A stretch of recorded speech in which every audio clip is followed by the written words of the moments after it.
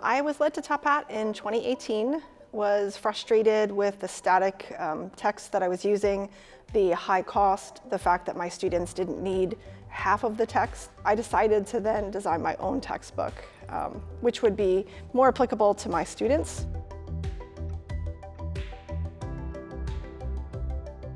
We've seen students with greater A's and B's, also more positive evaluations for course materials, and the ability to customize the Top Hat product, to constantly edit it, to make it more dynamic. And in regards to my particular subject matter, making sure that students don't see chemistry as this crazy subject that they'll never understand. What I find really appealing is that I have students that reach out to me and tell me, okay, I saw chemistry in this. Thank you for making this more enjoyable.